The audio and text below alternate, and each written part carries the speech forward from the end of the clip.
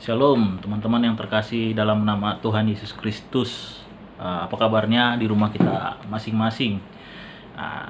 Abang percaya kalian semuanya dalam keadaan yang sehat lah di rumah sana. Walaupun memang ada yang pulang kampung, juga masih ada yang bertahan di Bandar Lampung ini. Tapi yang pasti semoga kita tetap dalam penyertaan daripada Tuhan. Namun di balik itu semuanya, mungkin ada terkadang kita merasa, apalagi situasi sekarang ini, kok berat ya? Jika mau jujur, banyak mungkin di antara kita ada pertanyaan, apakah memang Tuhan itu dekat dengan kita, atau memang mengapa Tuhan itu terasa jauh? Akhirnya doa-doa kita pun terasa hambar. Kadang kita melihat, kok Tuhan diam saja sih di tengah mungkin situasi yang menjepit kehidupan kita. Ada beberapa faktor memang yang membuat orang ragu terhadap kehadiran Tuhan. Namun juga kita harus pahami bagaimana kita menyikapi situasi yang jika ada demikian. Yang memang biasanya karena ada harapan-harapan yang tidak terpenuhi di dalam menjalani relasi bersama dengan Tuhan. Kita berharap, berekspek sesuatu, tapi nyatanya tidak tercapai. Nah, ini perlu kita koreksi. Apakah memang harapan atau ekspektasi kita ini sesuai dengan kehendak Tuhan? Bener gak? Nah, itu yang harus kita evaluasi. Atau memang ekspektasi ini atau harapan-harapan kita ini membawa hubungan kita lebih dekat kepada Tuhan. Sehingga ketika Tuhan tidak bekerja sesuai dengan apa yang kita inginkan, kita rasa Tuhan jauh.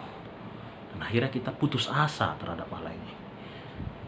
Oleh karena itu, kita harus melihat berbagai situasi yang lainnya. Nabi-nabi juga dulu, Elia juga pernah merasa putus asa. Dia berhasil kalahkan nabi-nabi Baal. Banyak tuh, ratusan. Tapi dia ciut hanya karena ancaman daripada Isabel. Aneh, tapi nyata. Seorang nabi yang hebat dipakai oleh Tuhan, tapi dia ciut. Bahkan mengutuki dirinya dan ingin Tuhan tiba-tiba datang dalam posisi yang besar, angin ribut kayak atau bekan api. Tapi nyatanya Tuhan datang hanya angin sepoi-sepoi, dan nampaknya Tuhan kok tenang-tenang saja. Ada yang janggal dalam hidupnya.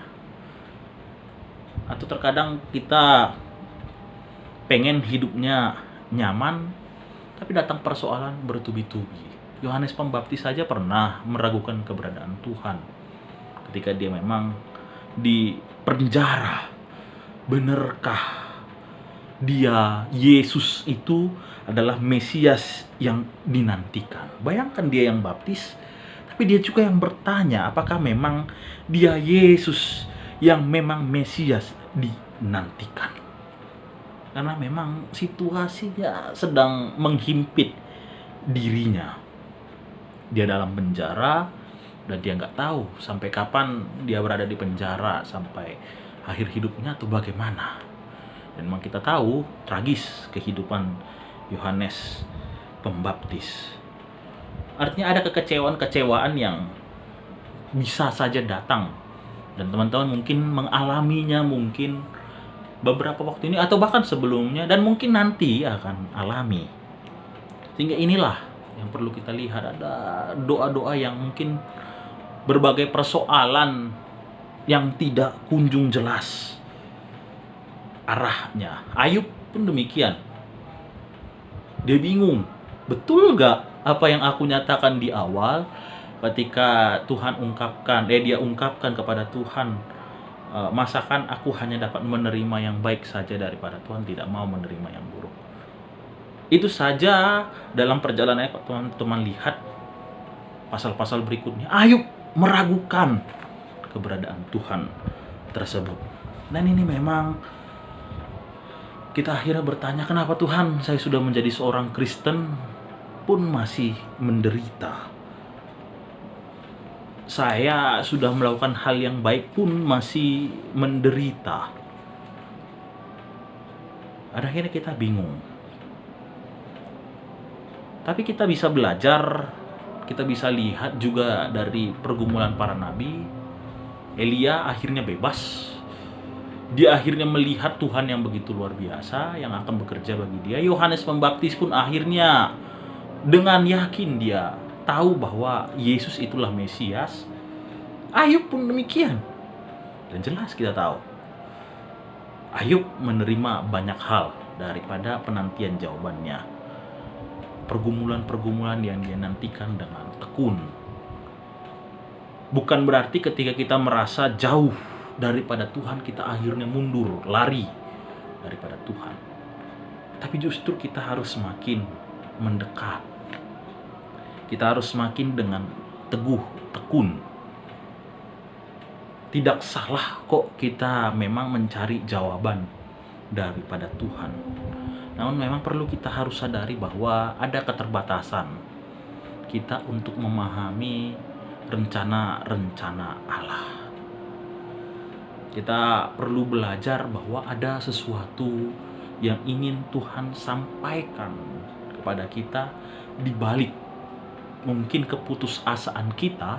Ternyata ada keputusan Tuhan yang memang Tuhan ingin kita nikmati dulu. Allah yang bijaksana itu akan selalu memiliki alasan di balik setiap keputusan dan tindakannya. Hanya saja dia tidak selalu mengungkapkannya dengan gamblang alasan itu kepada kita.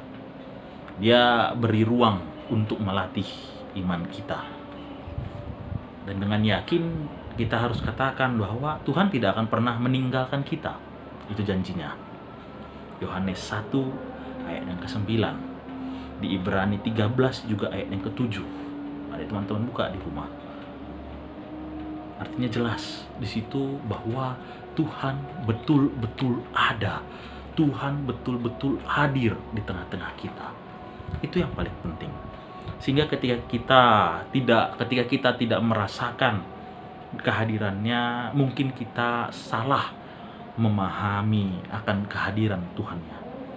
Mungkin ada harapan-harapan kita yang keliru, atau mungkin kita terlalu terlena di dalam persoalan-persoalan kita. Mungkin kita perlu menanyakan beberapa hal-hal kepada Tuhan. Perlu kita tanyakan di dalam doa kita kepada Tuhan agar kita tahu, sehingga kita melatih juga bagaimana cara berkomunikasi yang baik bersama dengan Tuhan, bagaimana agar kita semakin peka terhadap firman-Nya. Sehingga teman-teman yang terkasih dalam nama Tuhan Yesus, di masa-masa sekarang ini masa yang baik bagi kita untuk makin berdoa, makin mau dengar-dengaran apa yang Tuhan mau. Di rumah, ya, waktu teduh, ya, waktu ketika berada di kamar, waktu kita mungkin berada sendirian, waktu kita memang sedang sepi. Disitulah kita maunya membenarkan pikiran kita. Apakah memang benar Tuhan tidak hadir? Atau kita yang mungkin salah persepsi tentang kehadiran Tuhan tersebut? Sehingga teman-teman yang terkasih dalam nama Tuhan Yesus, dengan yakin percayalah Allah hadir bersama dengan kita. Dan Ia ingin melatih iman kita untuk tetap bertumbuh dan hanya bergantung kepada Dia. Tuhan Yesus sertai, dan kiranya renungan yang singkat ini, yang kurang lebih 10 menit bagi teman-teman, ya Tuhan sertai kita semuanya, Tuhan lindungi, jauhkan dari segala mara bahaya. Amin. Tuhan Yesus memberkati. Dadah.